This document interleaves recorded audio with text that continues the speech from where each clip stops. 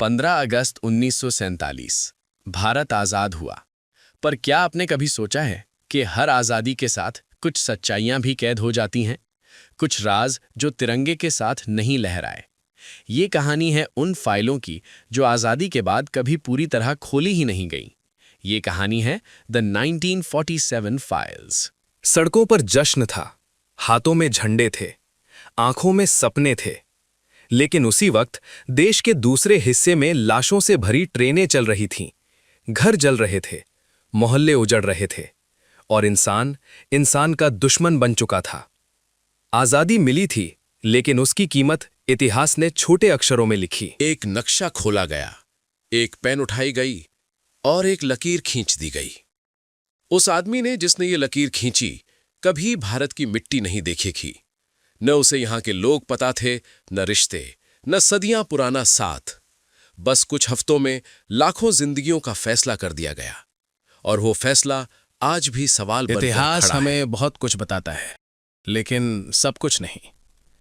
कई मीटिंग्स के रिकॉर्ड आज भी अधूरे हैं, कई फैसलों की वजहें आज भी धुंधली हैं, कुछ फाइलें आज भी सील हैं। सवाल ये नहीं कि उनमें क्या लिखा है, सवाल ये है उन्हें छुपाया क्यों गया। 1947 सिर्फ एक तारीख नहीं थी, वो एक जख्म था। हजारों औरतें जिनकी आवाज कभी दर्ज नहीं हुई, बच्चे जो सरहद के इस पार से उस पार नाम बदलकर बड़े हुए, बुजुर्ग जो आजाद देश में अपने ही घर से बेघर हो गए। इनकी कहानियां कभी सरकारी फाइलों का हिस्सा नहीं बनी। मंचों से भाषण दिए गए, शांति की बातें हुई, लेकिन पर्दे के पीछे कुछ फैसले ऐसे भी हुए जिनकी कीमत आम लोगों ने चुकाई। क्या ये सब मजबूरी थी या जल्दबाजी, या फिर कुछ ऐसी सच्चाइयां थीं जो दुनिया को बताई ही नहीं गईं? समय बदला, सरकारें बदलीं, लेकिन 1947 कभी पीछे नहीं गया। जब भी सरहद पर तनाव बढ़ता है, 1947 लौट आता है।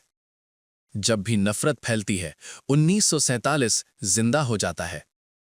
क्योंकि वो साल खत्म नहीं हुआ, उसे बस फाइलों में बंद कर दिया शायद गया। हर देश की आज़ादी के साथ कुछ राज भी पैदा होते हैं, लेकिन सवाल अब भी वही है, क्या हम सच जानने के लिए तैयार हैं, या सच आज भी फाइलों में कैद रहेगा?